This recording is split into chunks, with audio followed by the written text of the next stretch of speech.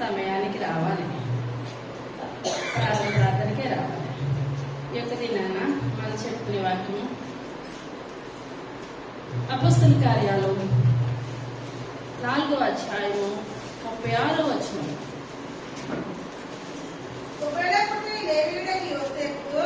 కుప్రలో పుట్టిన ఒకడుండెను, ఇతనికి అపోస్తలులు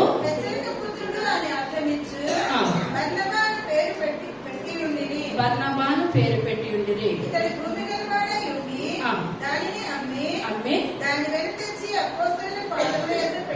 చాలు, చిన్న ప్రార్థన చేస్తాం. పరమా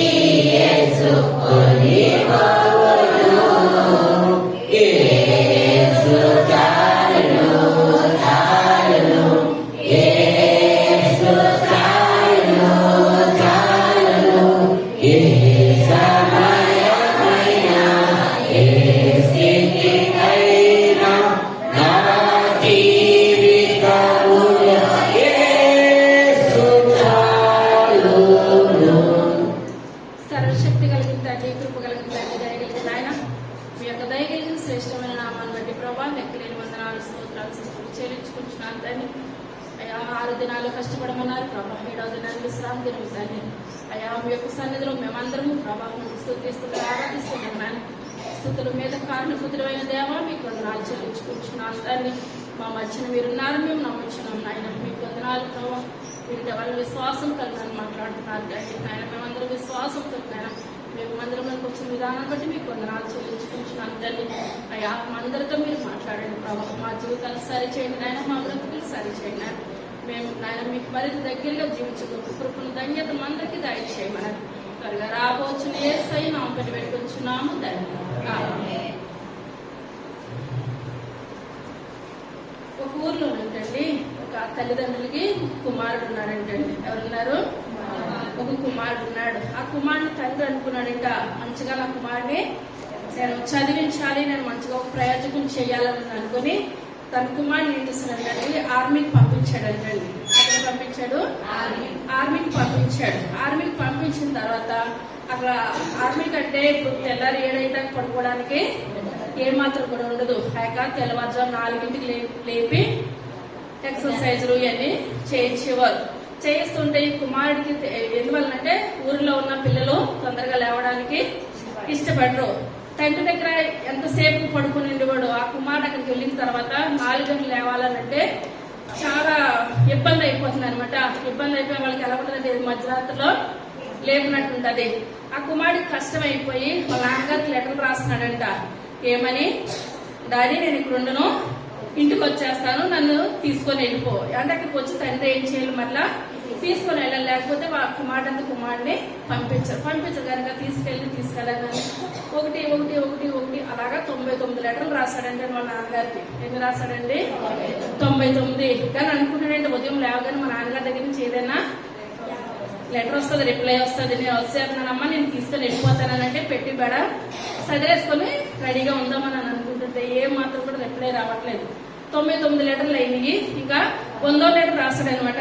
ఏమనంటే ఈ లెటర్ కి నువ్వు స్పందించకపోతే నా శవమే వచ్చేస్తుంది. ఇది ఒక బెదిరిస్తారనమాట. పిల్లలు ఇంత కష్టపడి పిల్లలను చదివిస్తూ ఉంటుంటే అనేటప్పటికి తండ్రి ఆ 100వ లెటర్ అయిన తర్వాత పోస్ట్ కార్డు తీసుకున్నాడంటే, లెటర్ కూడా కాదు, చిన్నగా ఉంటది కదా కార్డు తీసుకొని అందులో ఒకటే రాస్తాడంటే. ఏమనంటే ఒక ఊర్లో ఒక 2 యవనస్తులు ఉన్నారు. అందులో ఒక యవనస్తుడు ఏంటంటే కాళ్ళ కింద మట్టినే చూస్తున్నాడు. కొంతమంది ఎప్పుడు కూడా ఊరిని విడిచిపెట్టరు, ఎన్ని బాధలైనా అక్కడే ఉండాలి అని ఉంటారు. ఇంకొక యవనస్తుడు ఏం చూస్తున్నాడంటే ఆకాశంలో ఉన్న నక్షత్రాలను చూస్తున్నాడు అని లెటర్ రాస్తాడంటండి తన తండ్రి. ఇదేంటి, నేను ఎంత బెదిరేసినా మా తండ్రికి ఏమాత్రం కూడా స్పందించట్లేదు అనుకున్నాడంటే, అంటే దీని అర్థం ఏంటంటే నేను మంచిగా ఉండాలి, నేను చదువుకోవాలి, ఇక్కడే ఉండాలని మన యొక్క నాన్నగారి యొక్క ఆలోచన ఉద్దేశం అనుకుంటా. ఇంక నేను వెళ్ళిపోతానని నేను మానుకుంటాను అనుకుని కుమారుడు అంతకంతకు ప్రయోజకుడు అయ్యాడు. ఆ యొక్క ప్రయోజకుడు అయ్యి ఆ యొక్క ఫస్ట్ గుండగా ఆర్మీ కంటే చీఫ్ హెడ్ అయ్యాడంటండి. ఏమయ్యాడంటండి? చీఫ్ హెడ్ అయ్యాడంటండి. రాను ఆ యొక్క అమెరికాకే రాష్ట్రపతి అయ్యాడంటండి. దేవుని నామానికి వందనాలు. ఎందువల్లంటే మనము ఏం చేయాలంటే దేవుని సన్నిధిలో, ఇప్పుడు అతని పేరు ఏం పేరంటే డేవిడ్ హైజన్ ఓవర్ అనమాట. ఇప్పుడు అతను ఆ కుమారుడు ఇప్పుడు తండ్రి వెంటనే తీసుకొచ్చేస్తే కుమారుడు ఏమవునండి, ఇంటికి వచ్చి పొలం పని చేసుకుంటాం, వ్యవసాయం చేస్తాం, రకరకాలుగా మనము కూడా ఇప్పుడు మనం డ్యూటీకి వెళ్ళామనుకోండి, తెల్లారి వాళ్ళు అంటారు మీకు ఆదివారం కూడా రెస్ట్ ఉండదు, మేము 6 దినాలు కష్టపడి 7వ దినాన్ని మేము ఏం చేస్తున్నాము, ఇంటి పని చేసుకుంటున్నాము, పగలంతా పడుకుంటున్నాము, మీరు ఆదివారం కూడా రెస్ట్ ఉండట్లేదు. ఎందువల్లంటే సాతాను రకరకాలుగా మనల్ని ప్రేరేపిస్తూ ఉంటది. కానీ దేవుడు అన్నాడు 6 దినాలు కష్టపడమన్నాడు, 7వ దినాన విశ్రాంతి దినము. మనము 6 దినాలు కష్టపడినంతలో మనకి కష్టపడాలి, మన కుటుంబాన్ని బిడ్డలను పోషించుకోవాలి. కానీ పరలోక రాజ్యం అయితే ఏది కూడా లేదు. మనం దేవుల్లో జీవించిన దినాన్ని బట్టి దేవుడు మనకి ఏం చేస్తాడంటే గొప్ప కృపనిస్తాడు, గొప్ప ఆశీర్వాదం ఇస్తాడు. పరలోక రాజ్యంలో అబ్రహాం కుడిపార్శాన కూర్చోవడానికి దేవుడు మనకు గొప్ప ధన్యతనిస్తాడు, అవకాశాన్ని ఇస్తాడు. కానీ మనం ఇప్పుడు మన జీవితం కూడా ఎన్ని ఆదివారాలు వెళ్ళిపోయినంటే 2026లో 7వ ఆదివారం. మనకు చేతులు ఎత్తద్దు, మనంతటి మనం ఏం చేయాలండి, పరీక్షించుకోవాలి. ప్రభా నేను ఎంతగానో ఎన్ని శుక్రవారాలు మీకు మందిరానికి వస్తున్నాను, ఎన్ని ఆదివారాలు మీ మందిరానికి వస్తున్నా, నేను ఎంత పోగొట్టుకుంటున్నాను. మనం వచ్చిన దాన్ని బట్టి పరలోకంలో దేవుడు మనకి ఏం చేస్తాడు, ప్రతిఫలం ఇస్తాడు, తీర్పిస్తాడు. ఎంత పిండికి అంతే రొట్టి. మనం పిండి తక్కువ వేసుకొని మనం ఎక్కువ కావాలనంటే మనకి ఏది కూడా రాదు. మనం ఎంత దేవుల్లో గడిపిన దాన్ని బట్టి దేవుడు మనకి ఏం చేస్తాడండి, సమాధానం నాకు దయచేస్తాడు. మనం వచ్చామంటే వచ్చాము, ఏదో అయిపోయేటప్పుడు వచ్చాము, ప్రార్థన చేసుకున్నాం కాదు, వెళ్ళిపోయాము కాదంటే పరలోకంలో కూడా దేవుడు ఏం చేస్తాడండి, నువ్వెవరో నాకు ఎంత మాత్రం కూడా తెలియదు అంటాడు. మనం చదువుకున్నాం, మళ్ళీ చదువుకున్నాం. కుప్రాలో పుట్టిన లేవీయుడగు యోసేపు అని ఒకడు ఉండెను. ఇతనికి అపోస్తలులు హెచ్చరిక పుత్రుడు. ఇతను ఎక్కడ పుట్టాడంటండి, కుప్రాలో పుట్టిన లేవీయుడగు యోసేపు అని ఒకడు ఉండెను. ఇతను కుప్రాలో పుట్టాడు. ఇప్పుడు ఇతనికి ఏ వంశం అండి, లేవి వంశం. ఇతని పేరు ఏం పేరు, యోసేపు అనమాట. ఇప్పుడు ఆ యొక్క పూర్వకాలంలో చాలా మంది మగవాళ్ళకి యోసేపు అని ఎక్కువగా పేరు పెట్టేవారు, ఆడవాళ్ళకేమో మేరీ. ఈ పేరు చాలా మంది ఇయే పేర్లు పెట్టేవారు, మరియా, మేరీ. ఇప్పుడు మగవాళ్ళకైతే యోసేపు, అయితే జాన్, ఇయే పేర్లు పెడతా ఉండేవారు. ఇప్పుడు ఈయన కూడా ఏం పేరు అంటే యోసేపు అన్న పేరు ఇతనికి కలిగి ఉన్నది. ఇప్పుడు ఇతను ఎవరి దగ్గరికి వచ్చాడండి, అపోస్తలుల దగ్గరికి వచ్చాడనమాట. చదువుకుందాం. మళ్ళీ చదవండి. ఇతనికి అపోస్తలులు హెచ్చరిక పుత్రుడు అని అర్థమిచ్చు బర్నబా అని పేరు పెట్టి ఉండిరి. చాలండి. ఇప్పుడు ఏంటంటే ఇప్పుడు దేవుని మందిరంలోకి వస్తూ ఉంటుండగా ఇప్పుడు ఆ దైవజనులకు తెలుస్తూ ఉంటది, పలానా వాళ్ళు దేవుని మందిరానికి వస్తున్నారు, వాళ్ళు చాలా మంచిగా ఉంటారు, యథార్థంగా ఉంటారు, ప్రతి విషయంలోనూ కూడా దేవుని పని చేస్తూ ఉంటారు అన్నది ఒక గుడ్ విల్ ఎవరికి పడుతుందండి, సేవకులకి పడుతూ ఉంటది. ఏ టైంలో అయినా వచ్చి వాళ్ళు ఏం చేస్తారు, కుటుంబంలాగా దేవుని పని చేస్తారు. అనుకున్న వాళ్ళకే సేవకులు ఏదైనా పని అప్పగించడానికి చూస్తూ ఉంటారు. ఇలా చెప్తూ ఉంటే అలా చూద్దామని వెళ్ళిపోవాలని చెప్తారంటారా, ఎవరు కూడా చెప్పరు. కానీ అపోస్తుల దగ్గర ఈ యొక్క యోసేపు ఇప్పుడు ఏం చేస్తున్నాడంటే అండి, చాలా మంచిగా యథార్థంగా పని చేస్తున్నాడంట. పని చేస్తున్నప్పుడు యోసేపే ఇప్పుడు పాత నిబంధనలో మంచివాడు చెడ్డవాడా, మంచివాడు యోసేపు, నీతిమంతుడు, యథార్థవంతుడు, న్యాయవంతుడు అని ఉంది. అయితే పాత నిబంధనలో యోసేపు మంచివాడే, కొత్త నిబంధనలో మరియమ్మ యొక్క భర్త అయిన యేసేపు కూడా మంచివాడు, ఇతను కూడా మంచివాడే. ఇద్దరిలో కూడా చెడు లక్షణాలు ఏమాత్రం కూడా లేవు. అయినప్పటికీ కూడా ఇప్పుడు ఇక్కడ వీళ్ళకంటే అండి అపోస్తలుల కంట ఆ యేసేపు అన్న పేరు కన్నా ఇతనికి ఏ పేరు పెట్టాలని నిర్ణయించుకున్నారంటే అండి బర్నబా అని పేరు పెట్టాలి. ఆ బర్నబా అన్న పేరు దానికి అర్థం ఏంటంటే హెచ్చరిక పుత్రుడు లేకపోతే ఆదరణ పుత్రుడు. హెచ్చరిక పుత్రుడు లేకుంటే ఆదరణ పుత్రుడు. ఈ పేరు పెడితే ఇతని కార్యాలు చాలా బాగుంటున్నాయి, చేష్టలు చాలా బాగుంటున్నాయి కనుక ఈమెకి ఏం పేరు పెట్టాలి, పలానా పేరు పెట్టాలి అని అపోస్తలులే నిర్ణయించుకొని ఆయన తోటి అన్నారు, నీ పేరు యేసేపు కన్నా మేము ఒక మంచి పేరు పెడుతున్నాము, నీకు బర్నబా అని పేరు పెడుతున్నాము. ఇప్పుడు చాలా మందికి ఏంటంటే డ్యూటీల్లో కానీ ఇంటి దగ్గర కానీ వాళ్ళకి తెలియదు కానీ 4 రోజులు స్నేహం చేస్తే వాళ్ళే ఒక పేరు పెట్టేస్తారు. ఏమని పెట్టారు? రకరకాలుగా అమ్మ వచ్చింది ఇక్కడ మాట అక్కడ మాట ఇక్కడ చెప్పుకుంటే రకరకాల నిక్ నేములు పెట్టేస్తూనే ఉంటారు. ఎందువల్లంటే వాళ్ళ యొక్క మాట తీరని బట్టి చెప్పకూడదు. మాట అందరికి చెప్పేయాలంటే ఆమె వదిలేస్తే చాలు, ఏం చేస్తుందండి ఊరంతా చెప్పేస్తుంది. అనుకున్న వాళ్ళకి ఏంటంటే రకరకాలుగా మనకు పేర్లు వద్దు కానీ ఆమె వస్తుంది, ముక్కు మీదే కోపం ఉంటుంది, నోరిపితే జగడాలాడుతుంది, రకరకాలుగా పెడతా ఉంటారు. ఇప్పుడు ఇక్కడ కూడా అపోస్తలులు ఈయనకి అటువంటి పేరు ఏది కూడా పెట్టలేదు కానీ బర్నబా అనగా ఆదరణ పుత్రుడు, హెచ్చరిక పుత్రుడు. ఈ యొక్క మంచి పేరుకి అతను సెట్ అవుతాడని అని మంచి పేరు పెట్టేటప్పటికి ఇప్పుడు ఈయనకి చాలా సంతోషమైంది, బాధకరమైందా? సంతోషకరమైంది. ఇది మంచి పేరు పెట్టారు కనుక అమ్మో నా తల్లిదండ్రులే మంచి పేరు పెట్టారు అనుకుంటే నేను దైవ సంఘంలోకి వచ్చిన తర్వాత సేవకులు ఎటువంటి పేరు పెట్టారు, ఇంకా గొప్ప పేరు పెట్టారు. పేరుకు తగ్గ జీవితాన్ని నేను ఏం చేయాలి, జీవించాలి అని ఒక నిర్ణయం కలిగి ఉన్నాడు. తర్వాత ఇతడు భూమి గలవాడై ఉంది దానిని అమ్మి చాలండి. ఇతనికి ఏం కలిగిందంటండి, భూమి కలిగి ఉన్నది అనమాట.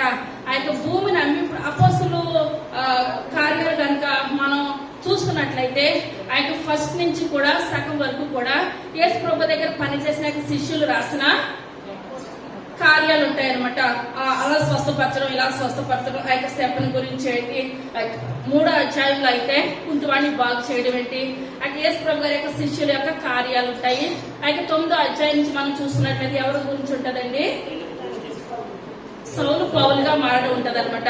ఆ చివరి వరకు కూడా ఆ యొక్క సౌలు గారి గురించి ఉంటది. ఫస్ట్ ఎవరి గురించి ఉంటది, శిష్యుల గురించి ఉంటది. అపోస్తల కార్యాలు ఎవరు రాశారు, లోకా గారు రాశారనమాట. అపోస్తల కార్యాలు, లోకా సువార్త లోకా గారు రాశారు. లోకా గారు ప్రతిదీ కూడా, లోకా గారి యొక్క వృత్తి ఏంటండి, డాక్టర్, వైద్యుడు. అందరికన్నా గొప్ప జ్ఞానంతో ఇతను రాసిన కార్యాలు అనమాట. ఈ కార్యాల్లో ఈయన గురించి ఆ యొక్క లోకా గారు వివరించారనమాట. ఇతను ఒక గొప్ప వ్యక్తి ఉన్నాడు, ఇతనికి అపోస్తలు పలానా పేరు పెట్టారు, పేరుకి తగ్గ జీవితాన్ని జీవించాడు అని లోకా గారు రాశారనమాట. అదే మార్కు సువార్త 10వ అధ్యాయము 17వ వచనం. ఆయన బయలుదేరి మార్గమున పోవచ్చుండగా ఒకడు పరిగెత్తుకొని వచ్చి ఆయన ఎదుట మోకాళ్ళుని, సద్బోధకుడా, నిత్య జీవమునకు వారసుడనగుటకు నేనేమి చేయుదునని ఆయనను అడిగాను.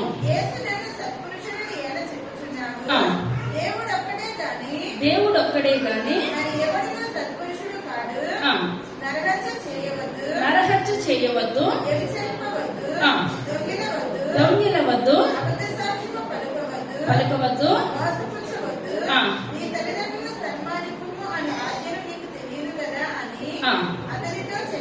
చాలండి. ఇప్పుడు యేసు ప్రభు గారు ఒక మార్గాన వెళ్ళిపోతాడు అనమాట.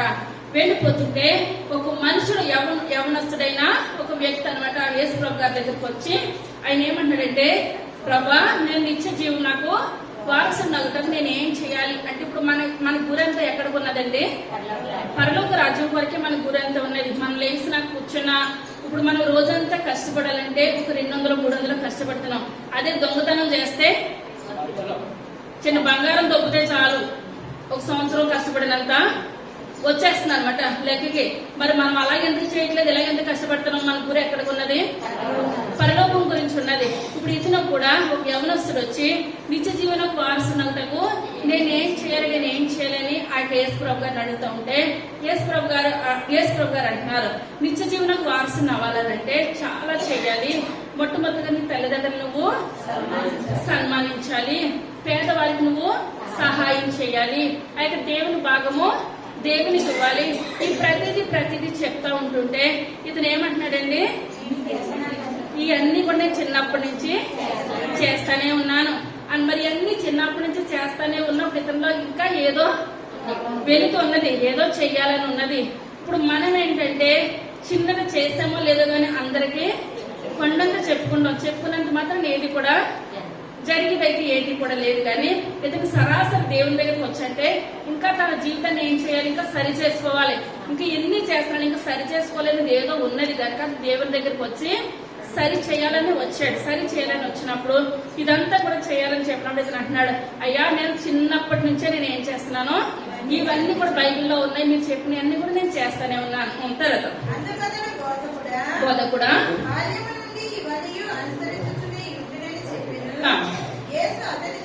చూచి ప్రేమించి నీకు ఒకటి కొదువుగా ఉన్నది,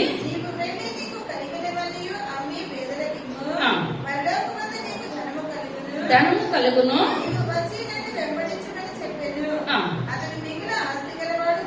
మిగులు ఆస్తి గలవాడు గనుక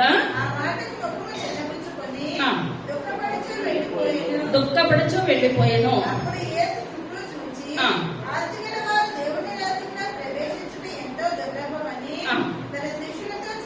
శిష్యులతో చెప్పాను.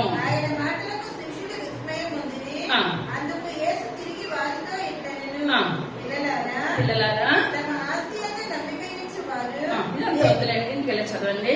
ఇప్పుడు ఏంటంటే ఇప్పుడు ఇదంతా చేస్తూనే ఉన్నానని చెప్పినప్పుడు దేవుడు ఒకటే మాట అన్నాడు, నీ ఆస్తంతా అమ్మి నువ్వు ఏం చేస్తావు, పేదలకి ఇచ్చి ఇప్పుడు వరకు 10వ వంతు ఇస్తున్నావు, పేదలకేంటి అందరికేంటి మంచి పనులే చేస్తున్నావు, కానీ నీకు కలిగి ఉన్నదంతా కూడా అమ్మేసి నువ్వు పేదలకి ఇచ్చే అని చెప్పినప్పుడు ఇతను వెంటనే ఇప్పుడు ఏం చేస్తాడంటే మాట్లాడకుండా ఇవ్వాలంటే ఆస్తి గలవాడు కనుక అమ్మో ఇంత ఆస్తి అమ్మి నేను పేదలకి ఇచ్చేస్తే నేను ఇంకా వీధుల పాలు అయిపోతానని అనుకొని వెళ్ళిపోయినట్లు ఇక్కడ రాయబడి ఉన్నది. ఇప్పుడు ఎందువల్లంటే మనం దేవుని సన్నిధిలో వస్తాము, అన్ని చేస్తాము, మనకి సపోజ్ దేవుడు మనకి ఏ ఉద్యోగం లేనప్పుడు ఒక చిన్న ఉద్యోగం ఇస్తాడు. చిన్న ఉద్యోగం ఇస్తే నెలకి 10,000 జీతం వస్తుంది అనుకోండి. ఆ 10,000 జీతంలో మనం ఫస్ట్ కూడా దశమ భాగం ఎంతండి, 10వ భాగము 1,000 రూపాయలు. దేవుని 1,000 రూపాయలు నవ్వుతా తీసేస్తాం.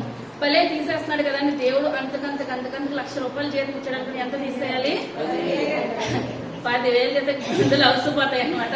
ఏమైపోతాయి, అవసరపోతాయి. అమ్మో 10,000 తీయాలంటే ఇందువల్లంటే సాతానుడు చాలా కష్టంగా పెడతాడు. ఇప్పుడు ఇతనికి కూడా 10వ భాగం తీసినంతసేపు మంచిగానే ఉన్నది, కానీ ఇప్పుడు దేవుడు ఏమన్నాడండి, ఆస్తంతా కూడా అమ్మి పేదలకు ఇచ్చామన్నప్పుడు ఇతను బయటకు వెళ్ళిపోయాడు. ఎందువల్లంటే అతను మిగిలిన ఆస్తి గలవాడని ఉన్నది. కానీ రాను రాను రాను రాను ఇతను మంచివాడు, నీతిమంతుడు, యథార్థవంతుడు కనుక దేవుని భయభక్తులు ఉన్నాయి కనుక ఇప్పుడు ఇతను యేసు ప్రభు గారు ఉన్నదప్పుడు అయితే పక్కకి జరిగిపోయాడు. కానీ తర్వాత ఇప్పుడు చరిత్రకారులు మన పితరులు ఇప్పుడు ఏం పెట్టారంటే ఇప్పుడు ఈయనే బర్నబా అంటండి. ఎవరు మనం చదువుకున్న ఆయనే బర్నబా, ఎవరు ఏసేపు అన్నమాట. అక్కడ అపోస్తులు యేసు ప్రభు గారి దగ్గరికి వచ్చారు, యేసు ప్రభు గారు ఆరోగ్యం అయిపోయారు, తిరిగి వెళ్ళిపోయిన తర్వాత ఆ యొక్క అపోస్తుల దగ్గరికి ఈయన వచ్చాడు. అపోస్తుల దగ్గరికి ఈయన వచ్చిన తర్వాత ఇప్పుడు బైబిల్ గ్రంథంలో ఇక్కడ ఆయన పేరు ఉందంటారా, నిత్య జీవన వారసు నలుగుటకు అని ఉంది అంతే. మార్క్స్ వరకు మనం చదువుకున్నాం కదా, ఇందులో ఇట్లా ఎవరొచ్చిన యొక్క పేరు లేదు. ఇప్పుడు ఈయన ఎవరండి, బర్నబా అని 98% మంది అంటున్నారండి. ఇద్దరు మాత్రము అనట్లేదు, మనం అంటాము, మనము కూడా అనాలి. ఇప్పుడు ఇతనే బర్నబా అన్నమాట. ఇప్పుడు ఇతను ఏం చేస్తాడంటే ఇప్పుడు అపోస్తల కార్యాలు ఇప్పుడు మనం చదువుకున్నాం కదా, మనం ఫస్ట్ నుంచి కనుక మనం చూసుకున్నట్లయితే అపోస్తలు చాలు తర్వాత చదువు. ఇప్పుడు అపోస్తలు ఏంటంటే చాలా గొప్ప కార్యాలు చేసేవారు అనమాట. వాళ్ళు అవునంటే అవును, కాదంటే కాదు, వాళ్ళు నోటుకుంటా ఏది వస్తే అది అలా జరిగిపోతూ ఉండేది. జరిగిపోతా ఉన్న ఆ యొక్క సమయంలో ఇప్పుడు ఆ డబ్బంతా కూడా అపోస్తలే తినేవారు కాదు, పేదవాళ్ళకి వాళ్ళు ఏం చేసేవారు, సహాయం చేసేవారు. అక్కడ ఉన్న వాళ్ళు ఎవరు కూడా అప్పులతోటి అనారోగ్యాలతోటి ఉండొద్దు. వాళ్ళందరూ కూడా వాళ్ళకున్న ఆస్తి అంత భూములు అన్ని అమ్మి అపోస్తలుల పాదాల దగ్గర పెడతా ఉంటుంటే వాళ్ళ లగ్జరీకి వాళ్ళు ఉపయోగించుకునే వారు కాదంటే దేవుని సేవ కొరకే వాళ్ళు వాడేవారు అనమాట. అటు రీతిగా ఆ వాడుతున్నదంతా కూడా చూస్తాడు. ఈ యొక్క యవనస్తుడు ఏంటంటే యవనస్తుడు గురంతా ఎక్కడికి ఉన్నదండి? పరలోకానికి ఉంది. దేవుని యొక్క పరిచర్యకు ఉన్నది. ఆ యొక్క పరిచర్యకు ఉంది. ఇప్పుడు ఇతను యేసు ప్రభు గారు చెప్పినప్పుడు అమ్మలేదు, కానీ ఇప్పుడు అపోస్తులు చేసిన కార్యాలన్నింటినీ చూసి ఆయన ఏమనుకున్నాడండి? ఆ యొక్క భూమిని అమ్మేసేసి ఎవరికి ఇవ్వాలని అనుకున్నాడు? పేదవాళ్ళకి ఇచ్చేయాలి, అపోస్తులకి ఇచ్చేయాలని తను అసలు ఒక్క రూపాయి కూడా ఉంచుకోకుండా తన ఆస్తి పట్టుకొచ్చి ఎవరికి ఇచ్చేస్తాడండి?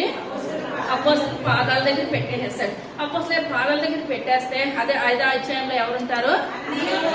వాళ్ళకి అన్ని తెలుసు అంటారా? తెలుస్తుంటే దేవునితో వాళ్ళు ఏం చేస్తారండి? అబద్ధాలు ఆడారు. వాళ్ళ గొడవలు మనకు కాదు. కానీ ఇప్పుడు ఇతను ఏం చేస్తాడంటే అమ్మిందంతా పట్టుకొని వచ్చి వాళ్ళ పాదాల దగ్గర పెట్టేసి ఒకటే మాట్లాడు, ఇక్కడి నుంచి నేను ఎలా ఉంటాను? మీ యొక్క సన్నిధిలో, దేవుని సన్నిధిలో మీతో పాటు పాలు వాడినాయి, మీతో నేను ఏం చేస్తాను? పరిచయం చేస్తాను. ఇంతే, అంతకు మించి నాకు ఏది కూడా లేదు అని ఈయన చెప్పాడు అనమాట. ఇప్పుడు యేసు ప్రభు గారు మొట్టమొదటిగా 12 మంది శిష్యుల్ని ఏర్పరచుకున్నారు. తర్వాత శిష్యుల సంఖ్య 70 మంది పెరుగుతూ వస్తున్నప్పుడు ఆ యొక్క జనాలు ఏమంటారంటే ఆ యొక్క 70 మందిలో ఒకరు ఎవరండి? బర్నబా. ఆ యొక్క 70 మందిలో ఈయన ఒకరు అనమాట. ఇప్పుడు ఆ యొక్క గ్రీకు భాషలో బర అనగా ఏంటండి? కుమారుడు అంటండి. బర్ర అనగా కుమారుడు. గ్రీకు భాషలో, మన భాషలో కాదు. ఇప్పుడు ఏంటంటే ఇతనికి ఏం పేరు పెట్టారు? బర్నబా అని పేరు పెట్టారు. మన బైబిల్ గ్రంథంలో బర మీద ఉన్న పేర్లు కొంతమంది పేర్లు చెప్పండి. బరయేసు, బర్తిమయి, ఇంకా మనం చెప్పుకున్నాం బర్నబా. చెప్పాలి.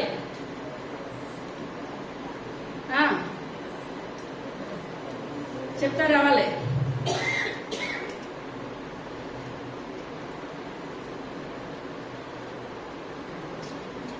బర్సబ్బా, ఎన్ని పేర్లు కూడా. బర్ర అనగా ఏంటంటే అర్థము? కుమారుడు. కుమారుడు వాళ్ళు ఏమని పిలుస్తారు? బర్ అని పిలుస్తారు. అంటే కుమారుడు. ఇప్పుడు మనం పిల్లలకి మన కుమారుడిని గద్దించినా గద్దిస్తాము, తిన్నా తింటాం, బయట వాళ్ళని మనం అనగలుగుతామంటారా? అనలేము. కానీ ఇప్పుడు అపోస్తులు ఈ యొక్క బర్నబాని ఎలా చూస్తున్నారంటే ఈ యొక్క యేసేపుని ఒక కుమారులాగా ఏది చెప్పినా ఇప్పుడు మనం విని పిల్లలకు మనం ఏం చేస్తామండి? ఏదైనా చెప్పగలుగుతాం. వినలేని వాళ్ళకి చెప్పలేము అనమాట. కానీ యొక్క బర్నబా ఎలాగున్నాడంటే అపోస్తుల దగ్గర మంచిగా ఉన్నాడు. ఒక కుమారులాగా నమ్మకంగా ఉన్నాడు కనుక ఆయనకి ఏ పేరు పెట్టారు?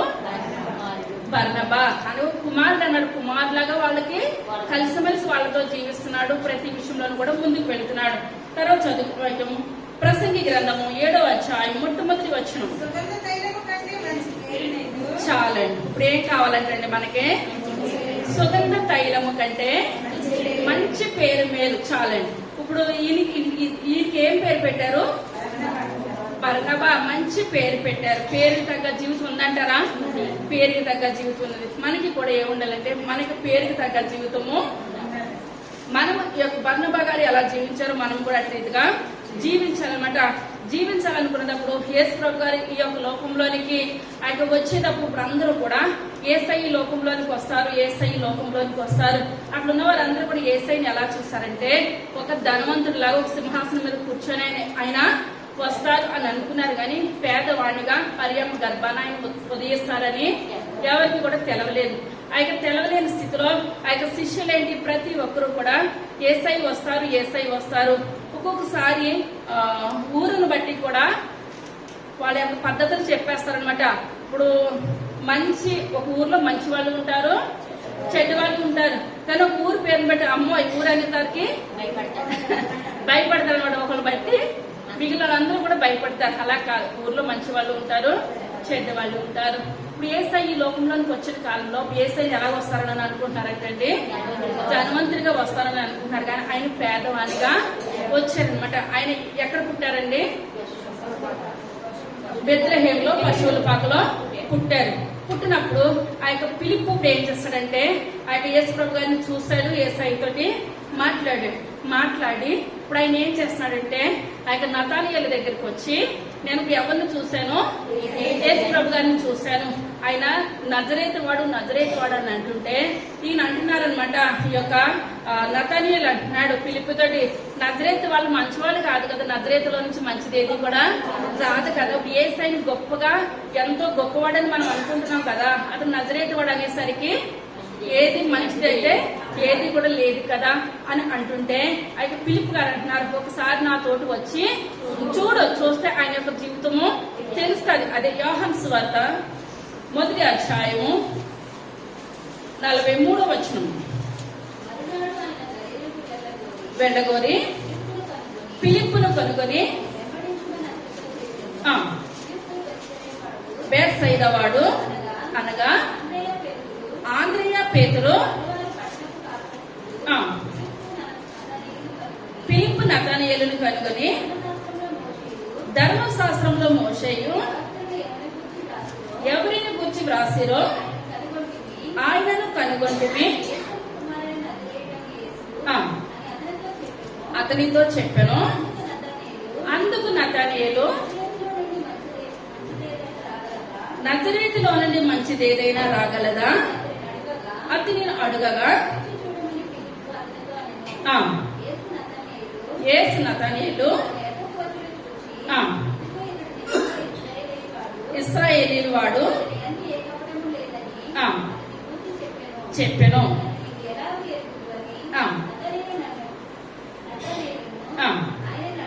అడుగగా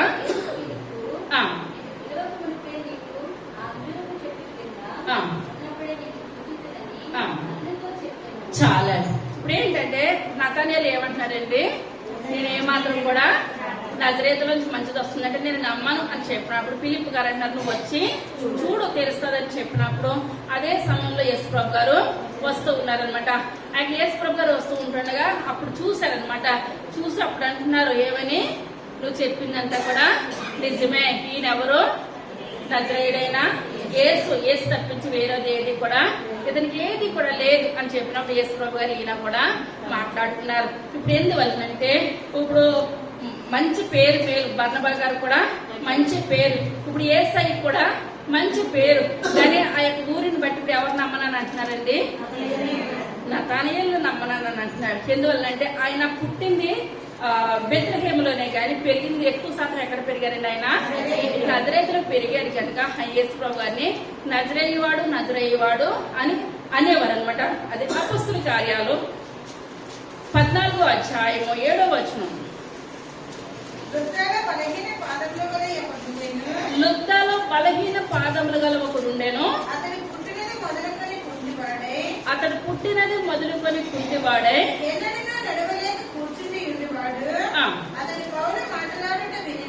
పౌలు మాటలాడుట వినెను,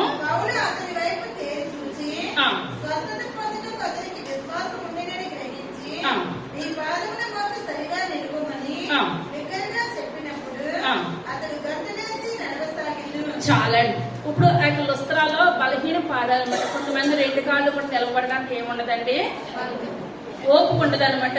మనం పట్టుకుంటేనే వాళ్ళు నిలబడగలుగుతారు, మనం పట్టుకోకపోతే నిలబడడానికి వాళ్ళకి ఏమాత్రం కూడా అవకాశం లేదు. ఇప్పుడు ఇతను కూడా అటువంటి స్థితిలో ఉన్నాడు, నడవలేని స్థితిలో ఉన్నాడు. నడవలేని స్థితిలో ఉన్న వాళ్ళు ఎక్కడ ఉంటారని సహజంగా గుడి మెట్ల దగ్గర రకరకాలుగా పెడతారు. ఉన్న వాళ్ళైతే ఇంట్లోనే వాళ్ళని పెట్టి పోషిస్తారు. ఇప్పుడు మనకి అన్ని బాగున్నాయి, దేవుడు మనకి అన్ని అవయవాలు మంచిగా ఇచ్చాడు. 6 దినాలు కష్టపడుతున్నాం, 7వ దినాన్ని గుడికి రావడానికి ఒక 2 వారాల ముందు ఏదన్నా చిన్న తలపోటు కానీ దగ్గు కానీ కడుపునొప్పి కానీ వచ్చిందంటే మన మనసు అంటది, నువ్వు 2 రోజుల నుంచి కడుపునొప్పితో బాధపడుతున్నావు కదా, గుడి మానేసాయి. ఏమంటదండి, సాయంకాలం నుంచే పట్టుకుంటది అనమాట. నీకు తలనొప్పి వస్తుంది కదా, నీకు కాలు నొప్పి వస్తుంది కదా, చేతి నొప్పి వస్తుంది కదా, మన గుడిలో జనం బరువులు ఎత్తుతామంటారా? చెప్పింది విని మన యొక్క హృదయాన్ని సరి చేసుకుంటమే, మన మనసును సరి చేసుకుంటే దీనికి సాతానికి కింద పడుతుంది, మీద పడుతుంది. ఎటు రీతిని కూడా మన దేవుని మందిరానికి రాకుండా చెయ్యాలని ఎటువంటి మంచిగా ఉంటే మనం మారిపోతే సాతానికి ఏమాత్రం కూడా నచ్చదు. కానీ 2 కాళ్ళు సరిగా లేవు. ఇతను ఎక్కడ కూర్చొని ఉన్నాడండి, దేవుని మందిరంలో కూర్చొని ఉన్నాడు. దేవుని నామానికి వందనాలు. మనం అన్ని ఉండి కూడా మనం ఎక్కడ కూర్చుంటున్నామో మనం ఏం చేయాలండి, పరీక్ష చేసుకోవాలి. శనివారం నుంచి మనం ప్రార్థన చేసుకోవాలి. ప్రభా, నేను రేపు దేవుని మందిరానికి వెళ్తాను, ఆయన వాక్యంతో నన్ను సరిచేయండి అయ్యా, వాక్యంతో నాతోటి మీరు మాట్లాడండి అయ్యా. నేను ఇందులో పడిపోతున్నాను, నేను ఇందులో జారిపోతున్నాను, వాక్యంలో నేను స్థిరపరచుకునే కృపను నాకు దయచేయండి ప్రభావ. మన వాక్యానుసారంగా మనం ఏం చేయాలండి, దేవుని మందిరానికి వచ్చినట్లయితే ఆయన వాక్యం చెప్పేటప్పుడు దేవుడు మనతోటి ఏం చేస్తాడండి, మాట్లాడుతూ ఉంటాడు. ఇప్పుడు ఇక్కడ కూడా బలహీన పాదాలు నిలబడలేడు, నడవలేడు, ఏమి చేయలేడు. అతను దేవుని మందిరంలో కూర్చొని ఉన్నదప్పుడు ఇప్పుడు ఇక్కడ అపోస్తులు చూశారనమాట. అపోస్తులు చూసినప్పుడు ఇతనిలో ఏం కలుగుతుందని, స్వస్థపడాలన్న ఆశ కలుగుతుందనమాట. దేవుడు అందరినీ స్వస్థపరచడు. యేసయ్య ఉన్న కాలం కూడా అందరూ స్వస్థపడలేదు. మనకి ఎవరైతే విశ్వాసం కలిగి ఉంటామో వాళ్ళనే స్వస్థపరచాడు, కానీ అందరినీ కూడా స్వస్థపరచడం. ఎందువల్లంటే మనం దేవుని సన్నిధిలోనికి వచ్చాక మళ్ళీ వెనక్కి మనం ఏమాత్రం కూడా తొలగిపోకూడదు. సాతానుడు చాలా శ్రమలు, ఇరుకులు, ఇబ్బందులు పెడతా ఉంటాడు. ఎన్ని వచ్చినా సరే మనం ముందుకే పరిగెట్టాలి, కానీ వెనక్కి ఏమాత్రం కూడా జారిపోవడానికి ఇష్టపడకూడదు. అప్పుడు చూసి ఇతను స్వస్థపడాలని ఆశపడుతున్నాడు, దేవుని సన్నిధిలో వాడబడాలని ఆశపడుతున్నాడు. కనుక ఇప్పుడు ఇతనికి అపోస్తులు ఇప్పుడు ఏం చేస్తారంటే ఇతనికి స్వస్థత చేశారు. ఎప్పుడైతే స్వస్థపరిచారో ఇతనికి 2 కాళ్ళు ఏమైపోయినాయండి, 2 కాళ్ళు సరే అయిపోయి నిమిషంలోనే అప్పుడు అతను ఏం చేస్తున్నాడండి, గంతులు వేసేస్తున్నాడు అనమాట. తర్వాత చదువుకుందాం. జన సమూహంలో పౌలు చేసిన దానిని చూచి లుకియోనియా భాషలో దేవతలు మనిషి రూపము దాల్చి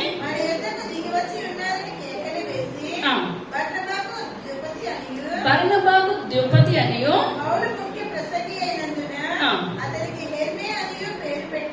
చాలండి. ఇప్పుడు ఎప్పుడైతే అక్కడ స్వస్థత కలిగిందో ఇప్పుడు అక్కడ ఉన్న వాళ్ళందరూ కూడా గొప్ప ఆశ్చర్యం కలిగింది అనమాట.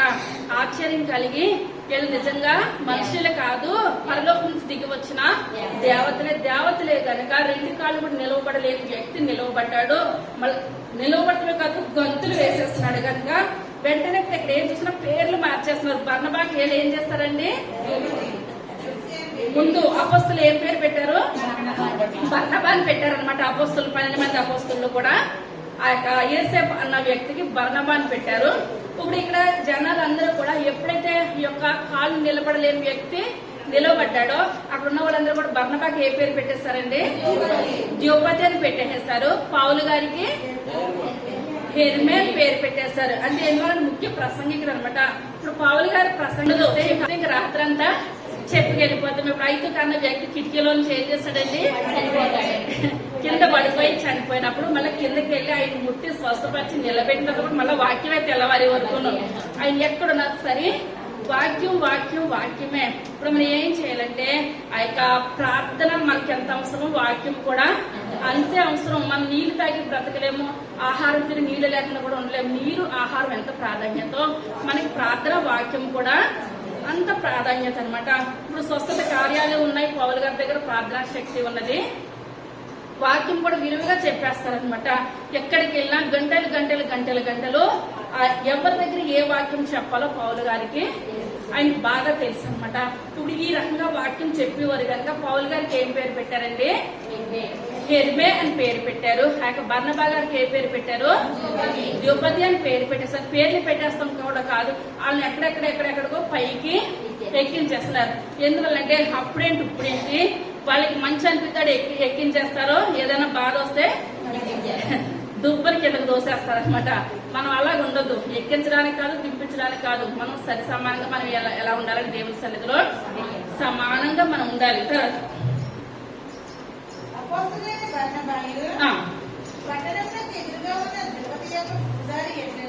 పూజారి ఎట్లను పూదండలను ద్వారముల యొద్దకు తీసుకొని వచ్చి సమూహముతో కలిపి బర్నబాయు పౌలును ఈ సంగతి విని సమూహంలోనికి చొరబడి అయ్యలారా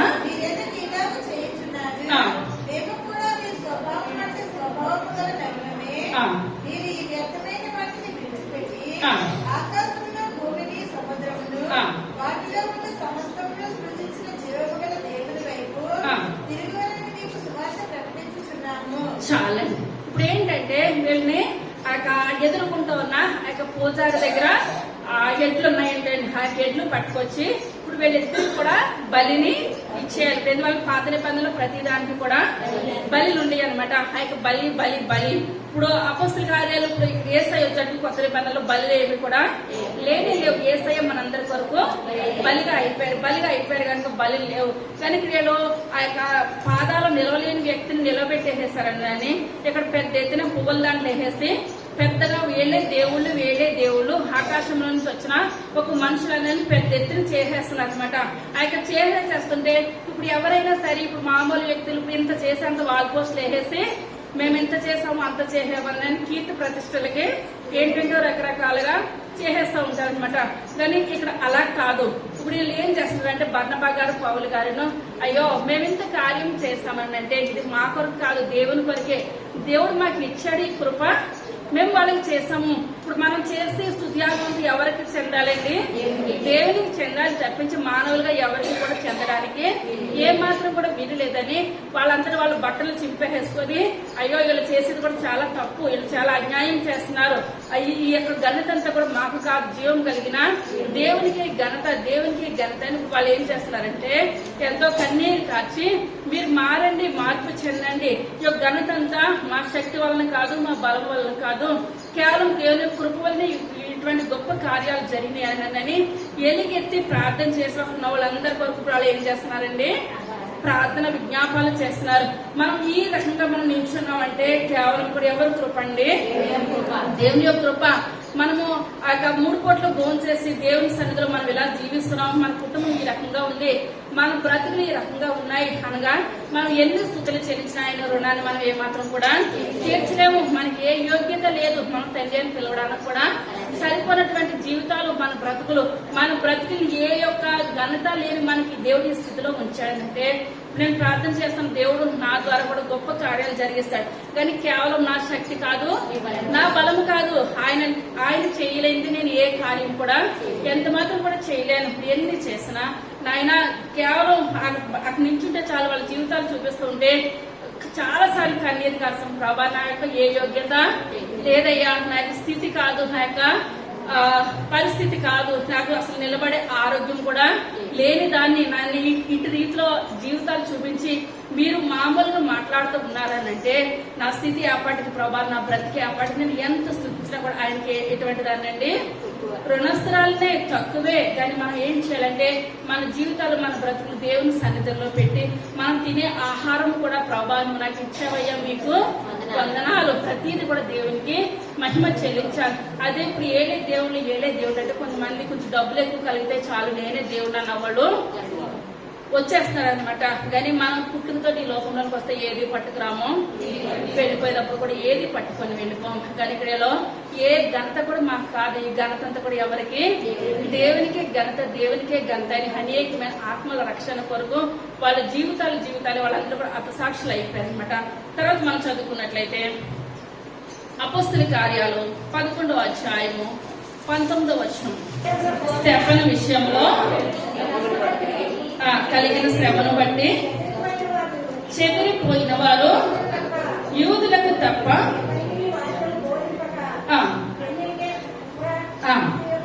అంత్యకయు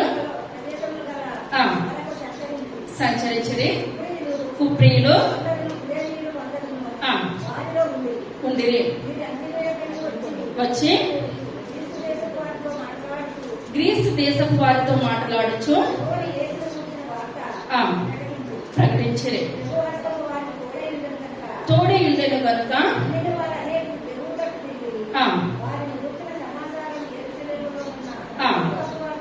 సంఘపు వారి విని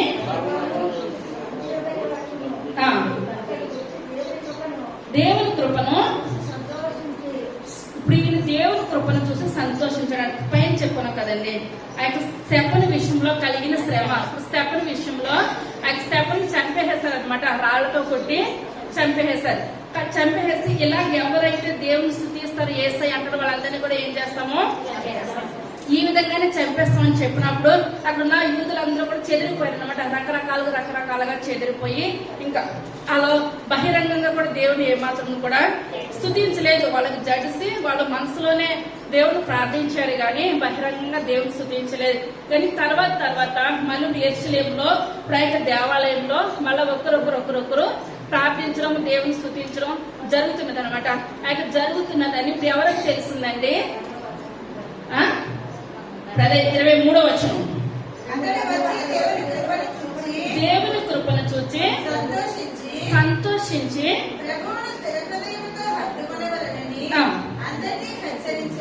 చాలండి. ఇప్పుడు చాలా సంతోషించాడంటే మరలా ఆ యొక్క యెరూషలేములో మళ్ళీ దేవుని యొక్క సువార్త ప్రకటించబడుతుంది. అనేకమైన కార్యాలు యెరూషలేములో జరుగుతున్నాయి. మళ్ళీ ఒక్కొక్కరు దేవాలయంలోకి వస్తున్నారు అన్న వార్త విని ఇప్పుడు ఎవరికి సంతోషం కలిగిందంటే అండి? బర్నబా గారికి సంతోషం కలిగింది. తర్వాత అతడు పరిశుద్ధాత్మతోను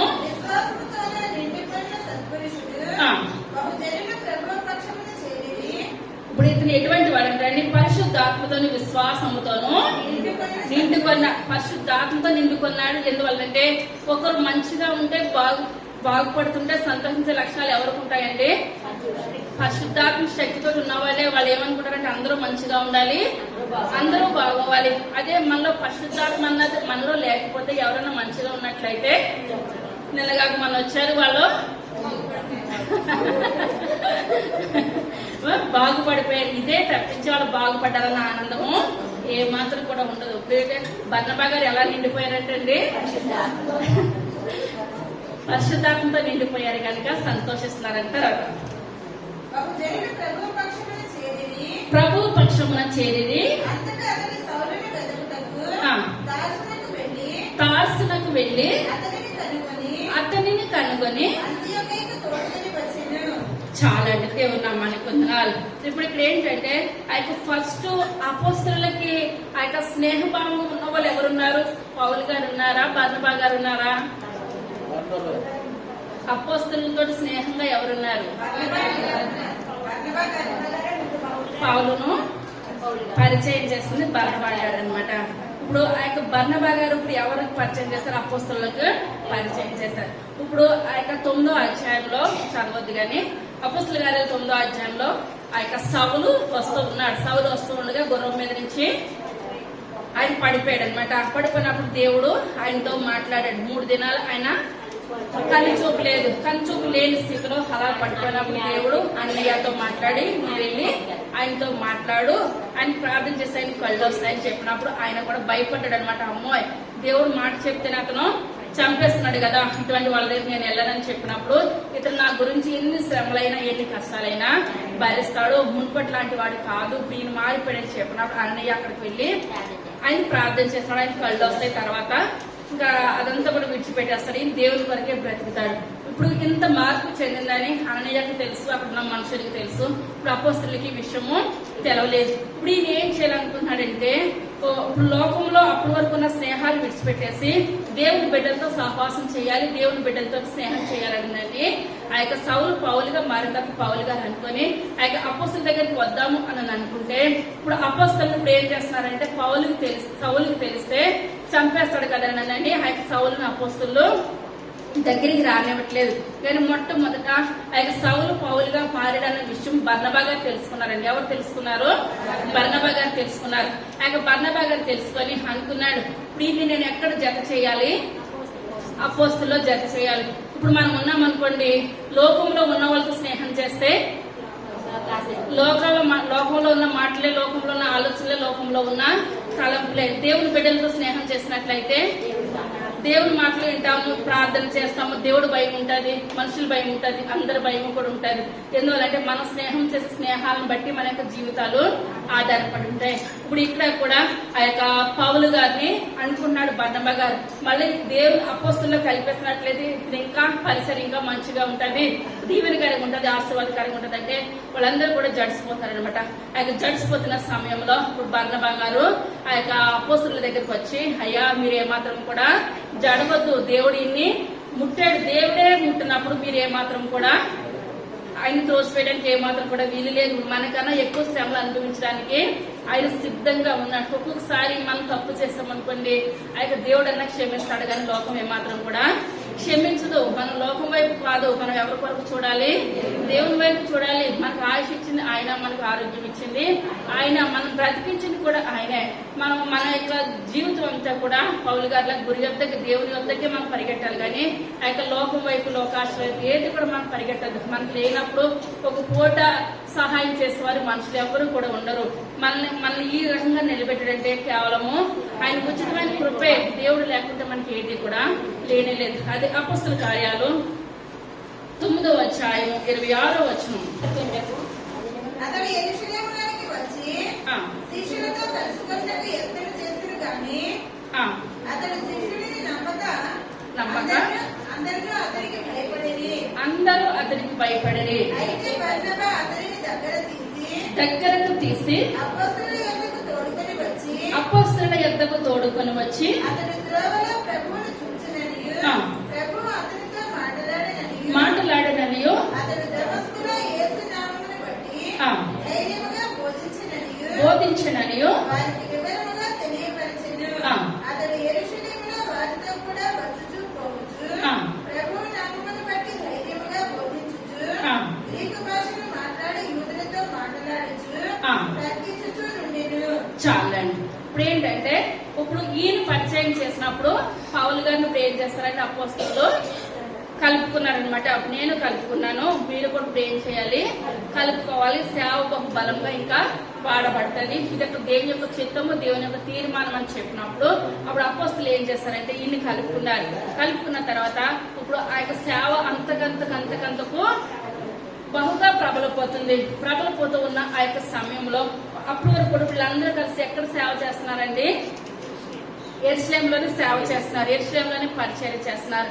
ఇప్పుడు ఆ యొక్క పౌలు గారు జాయింట్ అయిన తర్వాత పౌలు గారు అనుకున్నారు, మన పరిచర్య అంతా ఇక్కడ ఉంటే కాదు, ఇప్పుడు ఇది దేశాలకు ఏం చేయాలి? ఒక సేవ వ్యాపింప చేయాలి, ఆ యొక్క అందరికి కూడా తెలియపరచబడాలి అని అనుకున్నారంటే పౌలు గారు, నేను ఇక్కడి నుంచి మిషనరీ యాత్రలు చేస్తాను, మిషనరీ యాత్రలు కొనసాగిస్తాను, అందులోకి రావాలని చెప్పినప్పుడు పౌలు గారు వెంట ఎవరు వస్తున్నారంటున్నారండి? బర్నబా గారు. పౌలు గారు వెనకాల బర్నబా గారు వస్తారనంటే ఇంకొకరు కూడా బయలుదేరుతున్నారంట. ఎవరనంటే మార్కు గారు అనమాట. ఇప్పుడు మార్కు గారు ఎవరు? సువార్తలో సువార్తికుడు. మత్తయి, మార్కు, లూకా, యోహాను 4 సువార్తలు రాశారు. అందులో 2వ సువార్త రాసిన మార్కు గారు అనమాట. ఇప్పుడు మార్కు గారు ఎవరితో బయలుదేరారో అర్థమవుతుందని చెప్పింది. మార్కు గారు కూడా ఇప్పుడు ఎవరెవరు బయలుదేరుతున్నారంటే పౌలు గారు, బర్నబా గారు, మార్కు గారు. మొదటి సువార్త యాత్రలకు, మిషనరీ యాత్రలకు బయలుదేరుతా వెళ్తుంటే ఒక్కొక్కసారి ఏంటంటే ఆ యొక్క సేవ మొదలు పెట్టినప్పుడు ప్రారంభం మంచిగానే ఉంటది, కానీ చివరికి వచ్చేసరికి పిల్లి మీద ఎల్లి మీద పిల్లి పడతా ఉంటాయి అనమాట. ఎందువల్లంటే అదే ఆ యొక్క సొలొమోను మహారాజు రాశాడు, కార్యారంభం కంటే కార్యాంతం మేలు. మనం చివరి వరకు పరిగెట్టాలి. 1-2 రోజులు మన పరుగు ప్రయాణం అయితే ఏది కూడా కాదు, గురి యొద్దకు మనం పరిగెట్టాలి. ఇక్కడ కూడా వీళ్ళందరూ కలిసి పరిగెడుతున్నారు. ఇప్పుడు ఇంత పరిచయం చేశారు. అపోస్తలులకు బర్నబా గారే పౌలును పరిచయం చేశారు. కానీ ఇంత చేసినప్పుడు పౌలు గారికి, బర్నబా గారికి గొడవ వచ్చేసిందంటే అండి. ఏమొచ్చేసింది? పెద్ద గొడవే వచ్చేసిందంటే అండి. ఏదో చిన్న విషయంలో ఆ గొడవ రాను పెద్దగా అయిపోయింది. పెద్దగా అయిపోతే అయిపోయిన గొడవ విషయం ఏంటంటే ఆ పౌలు గారు, బర్నబా గారు ఆ యొక్క మొదటి మిషనరీ యాత్రకి వెళ్దామని అంటే ఆ యొక్క ఇప్పుడు ఈయన ఏమంటున్నారంటే మార్కు గారు, నేను కూడా మీతో నేను ఏం చేస్తాను? మిషనరీ యాత్రకు వస్తాను అని అంటే, మిషనరీ యాత్రకు వెళ్ళాలంటే ఆ యొక్క దినాల్లో కాలినడగా ఓడ ప్రయాణాలు, ఇప్పుడులాగా అంత సులువుగా ఉన్న ప్రయాణాలు అయితే ఏమాత్రం కూడా కానే కాదు. కానీ వాళ్ళు నెలలు కుటుంబాన్ని విడిచిపెట్టేసి వాళ్ళు ప్రయాణాలు చేసి దేవుని కొరకు అక్కడ మంచి ఉండొచ్చు, చెడు ఉండొచ్చు, ఏదైనా సరే వాళ్ళు అంగీకరించి దేవుని పరిచర్యకి బయలుదేరి వెళ్ళేవారు. ఆ బయలుదేరి వెళ్ళిన సమయంలో సగం దూరం వెళ్ళిన తర్వాత కొంత పరిచర్య చేసిన తర్వాత మార్క్ గారు అన్నారంట, అమ్మో నేను ఇంకా ఈ పరిచర్య నేను చేయలేను, మీరు ఇంకా ఎంత వెళ్ళాలనుకున్నారు మీరు ఎక్కడికి వెళ్ళండి, నేను ఏం చేస్తాను ఆగిపోయి మళ్ళీ నా యొక్క ప్రాంతానికి నేను వెళ్ళిపోతాను. ఒక్కొక్కసారి ఏంటంటే ఇప్పుడు 10 మంది కలిసి ఒక మంచి పని నిమిత్తం వెళ్ళారనుకోండి, 10 మంది వెళ్తున్నప్పుడు మంచిగానే ఉంటుంది, కానీ అందులో ఒక్కరు వెనకలాగారనుకోండి, మిగిలిన 9వ వాడు ఏం చేస్తాడండి? ఇప్పుడు వెళ్ళిపోయినాడు వెళ్ళిపోడు, నువ్వు అటు ఉంటావా ఇటు అంటావా లాగి దానికి అటెల్లలో ఇటెల్లలో మళ్ళీ ఏమవుతుందంటే వీళ్ళకి సందేహం ఏర్పడుతుంది అనమాట. అలాగే ఏంటంటే ఇప్పుడు అందరూ వెళ్ళినప్పుడు మంచిగానే ఉన్నది, కానీ ఈ మార్క్ గారు ఏం చేస్తారంటే కొంచెం వెనక్కి వచ్చేస్తారు. వెనక్కి వచ్చేసినప్పుడు ఎవరికి బాధ అనిపించిందండి? పౌలు గారికి బాధ అనిపించింది. ఎందువల్లంటే ఆ యొక్క బర్నబా గారికి అంటండి, మార్క్ గారికి అంటండి కజిన్ బ్రదర్ అంటండి. ఎవరు? వీళ్ళకి అన్నదమ్ముల సంబంధం ఉంది. అన్నదమ్ముల రక్త సంబంధం ఉండేదానికి మనం ఎన్నైనా తప్పులు ఏం చేస్తామండి, మనకు నచ్చితే తప్పుల్ని కప్పి పెట్టేస్తాం, నచ్చకపోతే చిన్నదాన్ని కూడా భూతద్దంలో పెద్దగా చూస్తారనమాట. ఇప్పుడు ఇతనికి ఏంటంటే బర్నబా గారికి ప్లస్ ఏంటంటే ఒక్కొక్క ఆత్మ రక్షించాలని ఉన్నది, ప్లస్ కూడా రక్త సంబంధం ఒకటి కజిన్ బ్రదర్ అనమాట. ఆ బ్రదర్ అయినందుకు ఇప్పుడు ఏం చేయాలని అంటే ఎంతకైనా కొంచెం ఆశ అనిపిస్తుంది. ఆశ అనిపించి ఇప్పుడు ఈయన వెనక్కి వచ్చేసాడు మొదటి మిషనరీ యాత్రలో మార్క్ గారు. వచ్చేసిన తర్వాత మళ్ళీ వీళ్ళందరూ కూడా బయలుదేరి అనుకున్నారంటే మళ్ళీ మేము రెండవ మిషనరీ యాత్రకు బయలుదేరి వెళ్దామని అనుకున్నారంటే బయలుదేరి ఎలాగైతే మార్క్ గారు వెనక్కి వచ్చేసినంత మొదట పరిచయం ఏమాత్రం కూడా ఆగలేదు. వీళ్ళు ఎంత పరిచయం చేయాలనుకున్నారో అంత పరిచయం చేసి వచ్చేసారు. కానీ అందులో ఎవరు వచ్చేసారన్నది జీవగ్రంథంలో నిలబడి ఉందండి. మార్క్ గారు వచ్చేసారని నిలబడి ఉన్నది. అంతే తప్పించి ఇదే ఆకాశం, ఇదే భూమి, ఇదే సూర్యుడు అంతా కూడా వెళ్ళిపోతూనే ఉంటది. కానీ మనం ఎంతవరకు ప్రయాణం చేసామన్నదే నిలబడిపోద్ది అనమాట ఆ యొక్క లెక్కలో.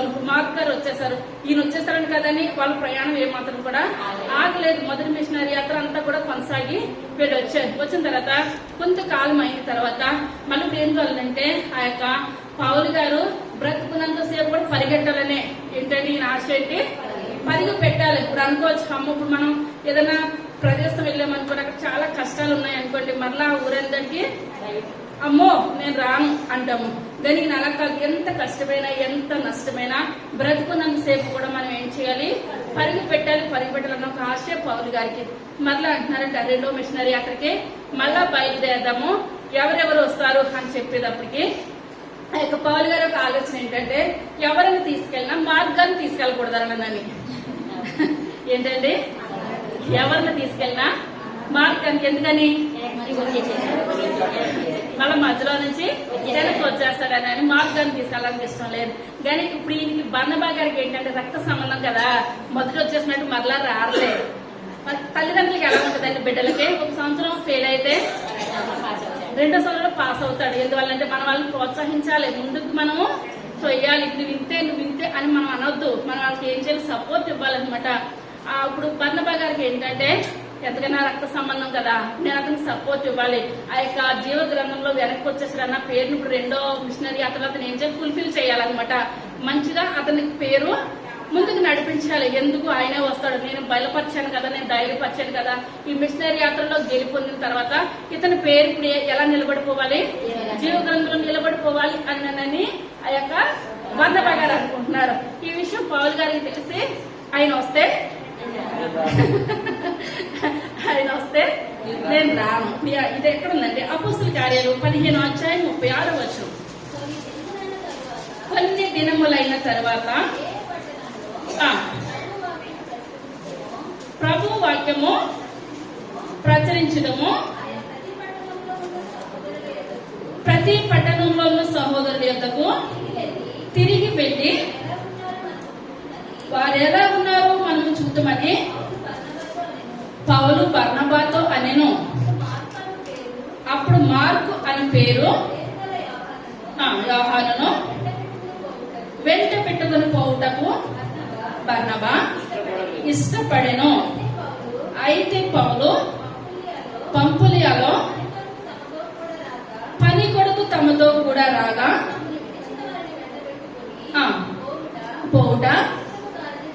ఇప్పుడు ఎవరు కలుస్తున్నారంటండి, ముందుసారి వచ్చేసాడు కదా, ఇప్పుడు మరలా ఆయన వెంట పెట్టుకుని వెళ్ళడం పౌలు గారు యొక్క ఏమాత్రం కూడా కానీ కాదనని పౌలు గారు అంటున్నారు. తర్వాత వారిలో తీవ్రమైన వాదము కలిగినందున వారు ఒకరిని ఒకరు విడిచి వేరైపోయిరి. బర్నబా మార్కును వెంట పెట్టుకుని వాడ ఎక్కి చివరికి ఏమైపోయిందంటే గొడవ విడిపోయే వరకు వచ్చేసింది అనమాట. చివరికి ఇప్పుడు బర్నబా గారు కరెక్ట్ మార్కుని ఏమాత్రం కూడా నేను విడిచిపెట్టినంటే నేను విడిచిపెట్టనంటే విడిచిపెట్టను. పౌలు గారు అతను ఉంటే నేను రానే రాను. ఇప్పుడు వీళ్ళిద్దరు అనుకున్నారు, నాకు కజిన్ బ్రదర్ అనమాట. నా బ్రదర్ గురించి నేను మిమ్మల్ని అన్నా విడిచిపెట్టుకుంటాను కానీ మార్క్ గారిని ఏమాత్రం కూడా నేను విడిచిపెట్టుకోను బర్నబా గారు అన్నారు. అయితే నీకు రక్త సంబంధం ఉంటే నువ్వు బయటకు విడిచిపెట్టేయాలని పౌలు గారు అన్నారు. పౌలు గారు అన్నందుకు ఇప్పుడు చివరికి ఇప్పుడు మార్కును వెంట పెట్టుకొని ఆ యొక్క బర్నబా గారు ఎక్కడికి వెళ్ళిపోయారండి? వాడ ఎక్కి గొప్రాకు వెళ్ళిపోయారు. తర్వాత పౌలు శీలను ఏర్పరచుకొని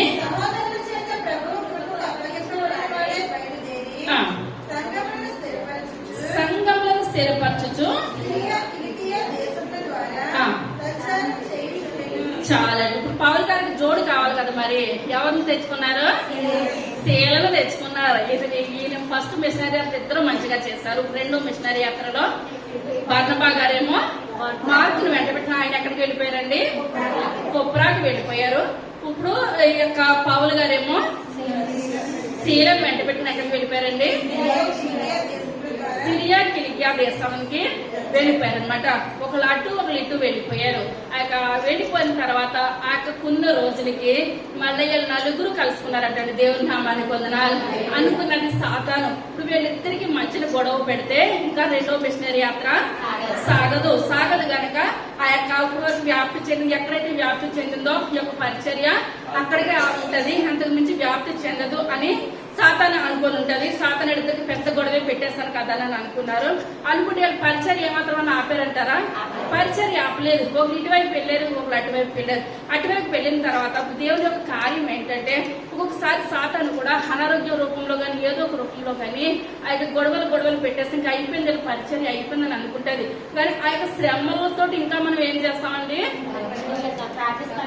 బంగారము కొలిమిలో వేసే కొలిది సువర్ణంగా మారిపోయి ఇంకా దగదగదగదగా మారిపోతుంటది. ఒక్కొక్కసారి మనకి ఎక్కువ కష్టాలు పెట్టేశారు కదా సాతాను అనుకుంటే ఆ కష్టాల్లోని గంట చేసి ప్రథమ 10 గంటలు చేసేస్తాం. ఆ 10 గంటలు కూడా 1 నిమిషంలాగా ఉంటది. అంటే ఎలా ఉంటది? మనకి 1 నిమిషంలాగా ఉంటది. ఎందువల్లంటే ఆ మన కష్టాలు వచ్చి కొద్ది కూడా దేవునికి బహు దగ్గరగా అయిపోతాం. సాతాను అనుకుంది వీళ్ళు పరిచర్య అయిపోయింది అని అనుకున్నది. కానీ ఇటు పౌలు గారు ఆ శీలను తీసుకొని ఒక ప్రాంతానికి పరిచర్యకి వెళ్ళిపోయారు. ఈ యొక్క బర్నబా గారు మార్గం తీసుకొని వేరే చోట పరిచర్యకి వెళ్ళారు. చివరికి ఏమైందంటే వీళ్ళు ఇన్ని ఆత్మలు రక్షించి ఇన్ని సంఘాలు రక్షించి మళ్ళీ నలుగురు ఒకటి అయిపోయారు. దేవుడు మనకు వందనాలు. కానీ సాతాను కార్యాలు కొద్ది కాలం వరకే, చివరి వరకు కూడా సాతాను కార్యాలు ఏమాత్రం కూడా ఉండనే ఉండవు. మనం ఏం చేయాలంటే ప్రభా సాతాను మన దగ్గరికి వస్తుందంటే నేను ఇంకా నా పరిచర్య మీకు ఎంతో ఉన్నది ప్రభా, అయ్యా నేను ఇంకా బహుగా వాడబడతాను. వీళ్ళు పరిచర్య ఇక్కడతో ఆపేస్తారంటారా? ఏమాత్రం కూడా ఇక్కడతో ఆపలేదు. ఇంకా పరిచర్య వ్యాప్తి చెందింది. అనేకమైన ఆత్మలను వాళ్ళు రక్షించారు. అనేకమైన సంఘాలను వాళ్ళు కట్టారు. మనము కూడా ఈ లోకంలో సాతాను ఎన్నో శ్రమలు, ఇరుకులు, ఇబ్బందులు పెడతా ఉంటది. కానీ మనం ఇప్పుడు ఏం చేయాలండి? పరిగెట్టాలి. మళ్ళీ చివరాఖరికే పౌలు గారు, బర్నబా గారు, మార్కు గారు, శీల వీళ్ళందరూ కలిసి అనేకమైన ఆత్మలను రక్షించారు. మనము కూడా మన ఈ లోకంలో ఉన్నప్పుడు అయితే సాతాను పెట్టే వాటికి మనం ఏమాత్రం కూడా చూడొద్దు. ఇప్పుడు మనం ముందు చెప్పుకున్నాం కదా కథ. ఇప్పుడు ఆకాశంలో నక్షత్రాలు చూసాడా? ఆ యవనస్తుడు కింద భూమిని చూసాడంటారా? నక్షత్రాలు చూసాడు. మనము కూడా పైన వాటి వరకే మనము ఎదురు చూడాలి. బుద్ధిమంతులైతే ఆకాశ మండలంలోని జ్యోతులు పోలి వారే ప్రకాశించాలి. మనం అలా జ్యోతులు పోలి ప్రకాశించినట్లయితే మన కుటుంబం, మన సంఘము, బిడ్డ తరతరాలు దేవుని సన్నిధిలో దీవించబడుతుంది, ఆస్వాదించబడుతుంది. అందరూ పైకి వేసి నిలబడినట్లయితే చిన్న ప్రార్థన చేసుకుందాం. సర్వశక్తి కలిగిన తండ్రి, కృప కలిగిన తండ్రి, దయ కలిగిన ఆయన, మీ యొక్క దయగలిగిన శ్రేష్టమైన నామాన్ని బట్టి ప్రభావ లెక్కలేని వందనాలు, స్తోత్రాలు, స్తుతులు చెల్లించుకొనిచున్నాను తండ్రి. అయ్యా యొక్క దినాన్ని చెప్పిన వాక్యాన్ని బట్టి మీకు వందనాలు చెల్లించుకొనిచున్నాను తండ్రి. అయ్యా సాతాను తండ్రి ఎవరిని మృంగిదవాన్ని బాగొట్టి లోకమంతా ఎదురు చూస్తున్నాడు ప్రభు. అయ్యా పౌలు గారికి, బర్నబా గారికి ఆయన ఎంతో కష్టం పెట్టాలని అనుకున్నాడు కానీ తండ్రి అయ్యా ఇంకా సేవ ఇంకా ప్రబలమైంది ప్రభు. అయ్యా మీ చేతిలో ఉన్నంతసేపు, మీ యొక్క చేతిలో ఉన్నంతసేపు నేను దుష్టుడు ఏమీ చేయలేడు ప్రభా. అయ్యా ఎన్ని శ్రమలు వచ్చినా, ఎన్ని కష్టాలు వచ్చినాను ప్రభా. అయ్యా వీడి వెనకాల గొప్ప మేలు దాచిపడి ఉంచుతావు ప్రభా. అయ్యా కష్టం వెనకాల గొప్ప కృపను మీరు ఉంచుతారు తండ్రి. అయ్యా విశ్వాసంతో మా పితరులు ఎలా ముందుకు వెళ్ళారో ప్రభా, మేమంటే ముందుకు వెళ్ళగలిగి గొప్ప కృపను దాయిచేయండి. అయ్యా దీవెనకరంగా మేము వాడబడాలి, ఆయన ఆశీర్వాదకరంగా మేము వాడబడాలి తండ్రి. అయ్యా మీ యొక్క రెండవ రక్తాన్ని ఎత్తబడే సంఘంగా మా సంఘం ఉండే గొప్ప కృపను దాయిచేయండి. అయ్యా మేము బర్ణబాలకు ప్రభా నాయన మంచి బాబు అయ్యా పేరు కలిగి జీవించే కృపను దయచేయండి. అయ్యా యోగుతో మీరు మాట్లాడుతున్నారు నాయన, యోగు నీతిమంతుడు నాయన, జ్ఞానవంతుడు యథార్థవంతుడు మీరు మాట్లాడుతున్నారు. మీరు మంచి పేరు యోగుకు పెట్టారు ప్రభా. అయ్యా నాయన బాబు దావీదుకి మీరు పేర్లు పెట్టారు నాయన, అబ్రహాం నా స్నేహితులను మీరు పెట్టారు ఆయన. అయ్యా దావీదు నా ఇల్లంతటా నమ్మకమైన వాడని మీరు పెట్టారు బాబు. నా చిత్తానుసారుడైన వ్యక్తి అని మీరు పెట్టారు బాబా. అయ్యా బర్నబా గారికి కూడా ఆయన బాబు అయ్యా ఏసేపు విడిచిపెట్టి బర్నబా గారిని అపోస్తులు మంచి పేరు పెట్టారు నాయన. మీ ద్వారా మేము మంచి పేరు పెట్టించుకునే గొప్ప కృపను మాకు దయచేయండి నాయన. సుగంధ తైలం కంటే మంచి పేరు పేదని మీరు మాట్లాడుతున్నారు తండ్రి. అయ్యా తల్లిదండ్రులు పెట్టిన పేర్లు కాదు బాబు, మీ ద్వారా నాయన మేము మంచి పేర్లు పెట్టించుకొని ప్రభావ పేరుకి దగ్గర జీవితం మేము జీవించే గొప్ప కృపను దయచేయండి. విన్న వాక్యాన్ని ఆయన ప్రభు హృదయంగా పోనకుండా ప్రభావ మా హృదయాలు భద్రపరుచుకున్నారు. మా జీవిత కాలం ప్రభు మీ యొక్క సన్నిధిలో జీవిత గొప్ప కృపను దయచేయండి. దీవెనకరమైన జీవితాన్ని ఆశీర్వాదకరమైన జీవితాన్ని అందరికీ దయచేయమని త్వరగా రాబోచున్న యేసయ్య నామమున వేడుకొంచున్నాము తండ్రి. ఆమేన్. హల్లెలూయా.